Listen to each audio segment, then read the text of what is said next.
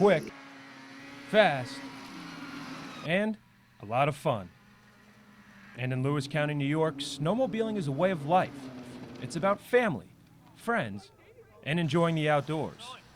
I ride most of the time with my wife and 2 sons.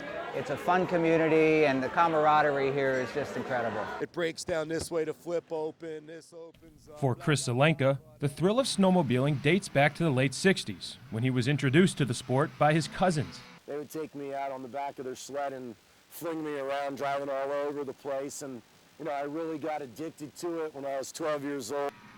And while Chris and other snowmobilers have fun in the snow, there is a dark and sometimes dangerous side to the sport: speed and alcohol.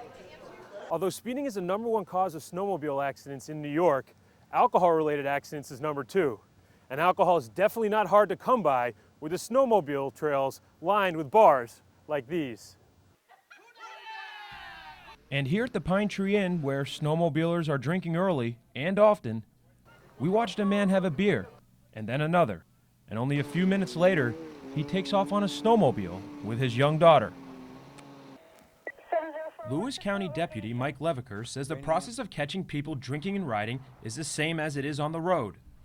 Like sobriety check roadblocks, we set them up at night, and make the people take off their helmets, and so we can detect any alcohol.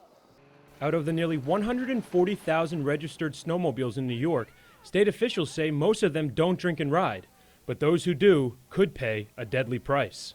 You decide, well, I can handle it. At the same time, maybe you better think about whether your family can handle it if you wind up wrapped around a tree. Are you drinking, or what are you doing? And while Chris says he'll still have a few drinks on the trail, he says there was a time in his life where drinking and riding should have cost him his life. Coming out of a bar, had a couple beers, adrenaline full, got a little crazy. Couldn't see his stop sign and what was ahead of me, and crashed and T-boned in an intersection, flew 45, 50 feet. I laid in the field there wondering if I was alive or dead.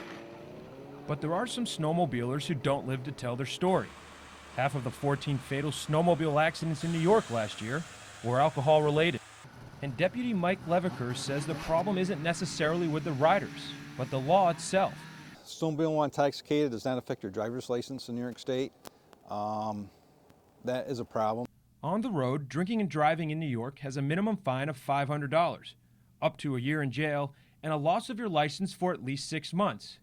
And operating a snowmobile while intoxicated is only a single fine of about $500. If it was tied to your driver's license, I think people would be a lot more leery, what they're doing. But whether or not you drink and ride, snowmobiling will always be dangerous.